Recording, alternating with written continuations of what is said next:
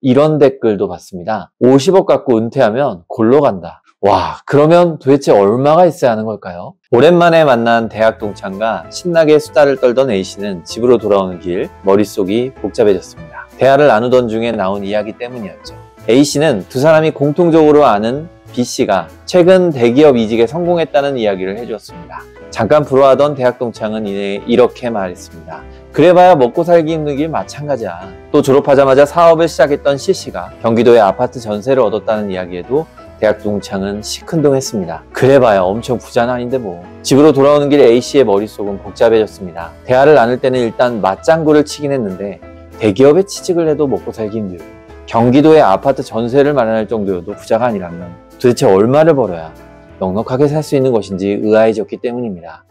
우리 주변에서 많이 볼 수 있는 대화 내용이죠. 돈 2억을 모아도 부자는 아니다. 내가 살 아파트 한 채를 마련해도 부자는 아니다. 월세가 나오는 빌라 한 채를 갖고 있어도 부자라고 말하기 어렵다. 심지어 저는 이런 댓글도 봤습니다. 50억 갖고 은퇴하면 골로 간다. 와, 그러면 도대체 얼마가 있어야 하는 걸까요? 이 영상을 보고 계신 여러분들은 부자의 기준이 무엇이라고 생각하십니까? 안녕하세요. 보리아빠의 자기계발입니다. 오늘 보리아빠가 들려드릴 이야기는 부자의 기준은 무엇인가입니다. 자, 부자란 뭘까요? 사전적 의미로는 재물이 많아 살림이 넉넉한 사람을 뜻합니다. 그렇지만 실제로 우리 머릿속에 존재하는 부자는 또 다른 것 같아요.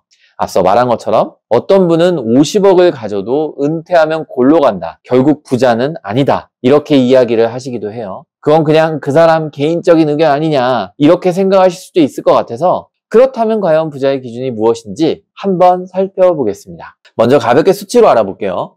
SBS 뉴스에 나온 이야기인데요. 미국인들은 순자산 220만 달러, 우리나라 돈으로 약 28억에서 29억 정도를 갖고 있으면 부자라고 생각한다고 합니다. 그렇지만 부동산을 빼고 금융자산만 약 7억 정도 가지고 있는 정도면 나 정도면 부유하다라고 생각을 한다고 합니다. 그 정도면 부자가 맞지 않나 싶으시겠지만요. 미국과 우리나라의 경제 규모와 물가 차이를 생각해 봐야겠죠.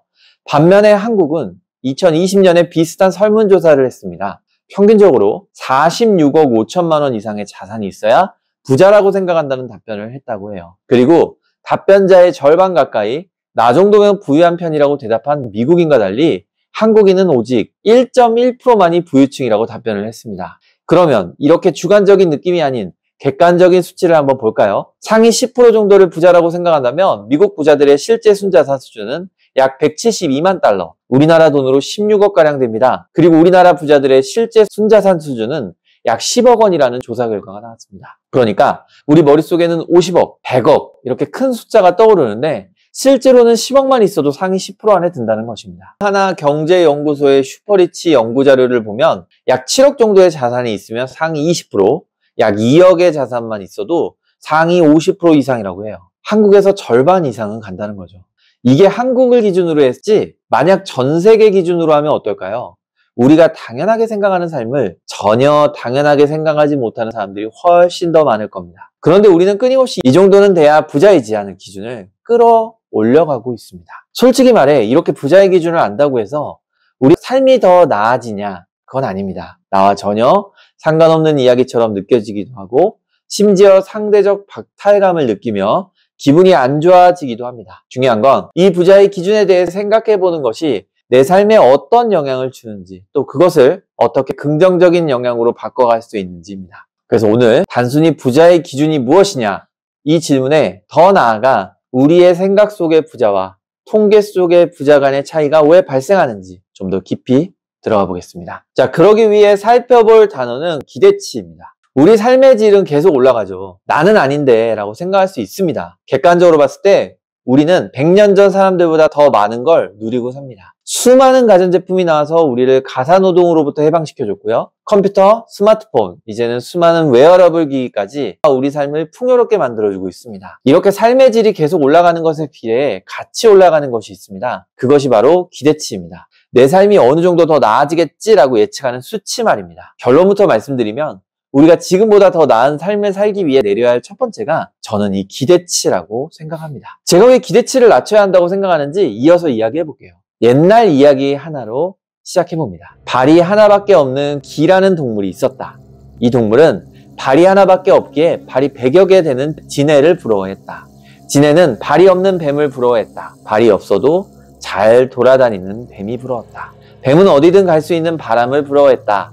바람은 가지 않아도 멀리 볼 수 있는 눈이 부러웠다. 눈에게도 부러워하는 것이 있었는데 보지 않고 무엇이든 상상할 수 있는 마음을 부러워했다. 하지만 최고의 부러움을 받고 있는 마음은 형체와 형상을 가진 아름다운 동물 기를 부러워했다. 장자 추수편에 나오는 풍연심이라는 이야기입니다. 기는 지네를, 지네는 뱀을, 뱀은 바람을 이런 식으로 자신에게 없는 것을 서로 부러워한다는 거죠. 장자가 기원전 사람이라는 걸 생각해보면 우리가 다른 사람을 부러워하는 건 어제 오늘의 일이 아닌 것 같습니다. 몇천 년 전 모세가 받은 십계명에도 남의 재물을 탐하지 말라는 이야기가 있잖아요. 세계적인 투자자 찰리 먼거는 심지어 이렇게 말했습니다. 세상을 움직이는 것은 탐욕이 아니라 시기심입니다. 이렇게 보면 남과 비교하고 내가 남보다 더 나아지고 싶은 건 어찌 보면 자연스러운 걸지도 모르겠습니다. 또 이런 생각 드실 수 있어요. 내가 지금보다 나아지고 싶은 건 당연한 거 아니야? 라고 말입니다. 맞아요. 이상한 건 아니죠. 그렇지만 제가 드리고 싶은 말씀은 단순히 나아지고 싶다라는 생각을 넘어서 어느 정도 나아져야 한다라는 기대치를 계속 높여가다 보면 더 나은 삶을 사는 게 아니라 오히려 더 힘든 삶을 살 수 있게 됐다는 겁니다. 모건하우절은 자신의 저서 불변의 법칙에서 이렇게 말합니다. 물가 상승률을 감안한 1955년 29,000달러, 1965년에 42,000달러, 21년에 77,84달러였습니다. 50년대 사람들은 손자가 자신보다 2배를 더 넘게 돈을 벌 거라고는 상상도 못했을 겁니다. 그럼에도 사람들이 50년대가 더 좋았다고 느끼는 이유 중에 하나는 나와 주변 사람 대다수의 차이가 그다지 크지 않았기 때문이죠. 따라서 오늘날과 비교할 때 상대적으로 소득은 더 적었지만 사람들은 만족했습니다. 남들도 역시 그만큼 벌었기 때문이죠. 즉 1950년대에 살던 사람보다 20년도에 사는 사람들이 거의 2배 넘게 돈을 더 많이 벌었어요. 근데 삶의 만족도가 떨어지는 것을 넘어 이제는 되려 50년대를 그리워하는 사람들이 많다는 겁니다. 참 재밌지 않습니까? 이유가 뭘까요? 소득 격차가 점점 심하게 벌어지고 있습니다. 그리고 그 과정에서 나 역시 저 사람들, 즉 돈을 많이 버는 사람들만큼 살고 싶다는 기대치가 높아진 데에서 왔다는 거죠. 우리가 부자다, 아니다 라고 하는 것은 절대적인 기준은 어디에도 없기 때문에 결국 여러분은 상대적인 기준을 두고 말하고 있는 겁니다. 애초에 기대를 의미하는 영어 단어 expectation에서 EX는 out, 즉 바깥을 의미하고요. 팩트는 look at, 즉 보다를 의미합니다. 결국 밖을 본다는 어원입니다. 알랜드 보통은 자신의 저서 불안해서 현대인들이 불안에 시달리는 이유를 5가지로 정리해요. 그중 3번째 이유가 바로 이 기대입니다. 우리가 현재의 모습이 아닌 다른 모습일 수도 있다는 느낌, 우리가 동등하다고 여기는 사람들이 우리보다 나은 모습을 보일 때 받는 그 느낌이야말로 불안과 우라의 원천이라고 그는 통찰을 보여줍니다. 70년대에는 나보다 연장자에게 옷을 물려받아 입어도 창피하지 않았어요. 왜냐고요? 모두가 다 그렇게 살았거든요. 80년대요? 집에 차가 없어도요 창피하지 않았습니다. 왜요? 모두가 그랬습니다. 지금은 어떤가요? 우리는 쉽게 말을 합니다. 난 아직 멀었어. 이렇듯 우리는 알게 모르게 특정한 기대치를 가지고 살고 있습니다. 그것도 내가 만든 기대치가 아니라 타인, 사회가 만들어낸 기대치 말이죠. 여러분 머릿속에 이런 거 있지 않으세요? 10대 때 여러분들을 상상해보세요. 적어도 이런 대학은 가야 해. 20대 때는 어떠셨나요? 이 정도 기업은 취업해야 해. 30대는 어떠셨어요? 적어도 이 정도 돈은 벌고 결혼은 이렇고 육아는 어떻고. 우리가 이런 기대치에 익숙해지다 보면 우리의 삶은 행복과 멀어지겠죠. 내가 지금 가진 거에 대한 불만족도 자연스럽게 올라갑니다. 기대치가 높은 상태는요, 이렇게 개인적인 만족감만 떨어뜨리는 것이 아닙니다. 좀 더 실질적이고 여러분 인생에 큰 영향을 주는 부분에도 강한 영향을 미칩니다. 그게 뭘까요? 네, 바로 우리의 은퇴 시점입니다. 여기서 말하는 은퇴는 정년 은퇴가 아닙니다. 원치 않은 노동을 완전히 벗어나는 걸 의미하죠. 한때 파이어족이라는 단어가 유행을 했던 적이 있었어요. 파이어족이 경제적 자유를 달성해야 가능한다는 느낌이 있지만요. 사실 파이어라는 단어는 경제적 자립과 조기 은퇴를 의미합니다. 결국 내가 일을 하지 않아도 내 생활비, 비상금 정도만 충당이 되면 은퇴를 했다고 볼 수 있다는 게 파이어의 의미입니다. 반대로 내가 나이가 차서 직장을 그만뒀어도 한 달 생활비가 충분하지 않잖아요? 그럼 원하지 않은 일을 계속해야 된다는 겁니다. 이게 은퇴라고 볼 수 있을까요? 또 요즘은 정말 안정적인 직장을 제외하면 정년퇴직이 어렵잖아요. 실제로 제가 교육하면서 만나는 분들 보면 원하는 삶 물어보잖아요. 이분들 대부분 이렇게 얘기합니다. 일 안 해도 돈 따박따박 통장에 박히면 좋겠어요. 영상 보고 계신 여러분 어떠십니까? 여러분들의 나이와 상관없습니다. 원하지 않는 노동으로부터 해방되고 싶은 마음이 다 같다고 생각해요. 그래서 여러분 각자 사업도 하시고 투자도 하시고 열심히 직장도 다니시는 거 아니십니까? 그런데요, 우리가 앞서 말한 것처럼 기대치를 계속 올리다 보면 이 은퇴 시기가 정말 늦어질 수밖에 없습니다. 내가 매달 써야 하는 돈이 200만 원, 300만 원 돼도 벌써 저축이 어려워요. 사업으로 돈을 좀 벌어도 그거 맞춰서 소비 습관이 올라갑니다. 월에 1,000만 원? 2,000만 원이요? 이거 우습게 나갑니다. 그런데 이렇게 돈을 쓰는 게 정말 필요해서 나한테 가치가 있어서 쓰는 게 아니라 타인의 기대치에 맞추기 위해서 돈을 쓰는 게 되게 크지 않나요? 다른 사람이 말하길 집은 어느 지역에 어느 정도 크기는 돼야 한다고 하니까 차는 이 정도 브랜드는 돼야 되지 않나? 옷은, 액세서리는 한 이 정도는 입어줘야지 요즘 트렌드가 아닌가? 이런 기대치 맞추다 보면요, 내 씀씀이는 계속 커집니다. 그리고 그 돈을 벌기 위해서 내가 원하는 것보다 여러분들 더 많이, 더 오래 일을 하셔야 됩니다. 도대체 왜 우리가 얼마를 써야 하는지, 미래에 얼마가 필요한지 그 기준을 타인에게 맞춰야 될까요? 그리고 그 사람의 기준에 맞추면 얼마가 필요한 겁니까? 여러분의 목표가 나는 경제적 목표만 이루면 모든 게 끝난다고 생각하신다면 사실 이런 질문은 필요가 없는 겁니다.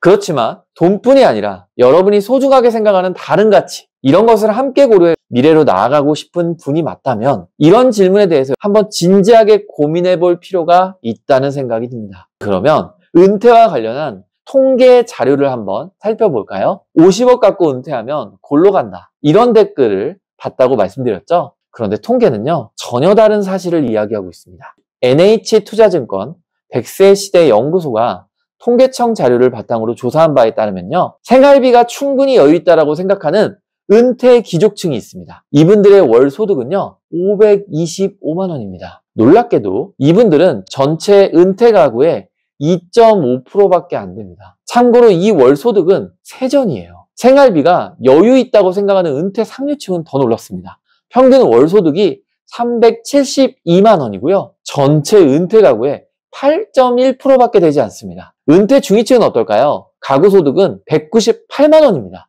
전체 은퇴 가구의 33.1%밖에 안 됩니다. 한마디로 월에 2천만 원이 아니라 200만 원만 들어와도 상위 45% 안에 들어간다는 이야기입니다. 여러분이 상상하는 은퇴 후의 삶이 포르쉐를 타고 비즈니스, 퍼스트 클래스의 비행기를 타며 호텔은 5성급에만 묵고 매일같이 오마카세, 골프를 즐기는 삶이십니까? 그렇다면 보리 아빠의 말이 전혀 와닿지 않을 수 있습니다. 좋습니다. 저는 그 선택 또한 존중합니다. 다만 그런 삶은 제가 추구하는 가치는 아닙니다. 그래서 저는 그런 기대치에 부응하기 위해 저의 은퇴를 늦추는 그런 행동은 하고 싶지 않습니다. 물론 저 역시 처음부터 이렇게 생각한 건 아니에요. 저는 어렸을 때부터 정말 가난했어요.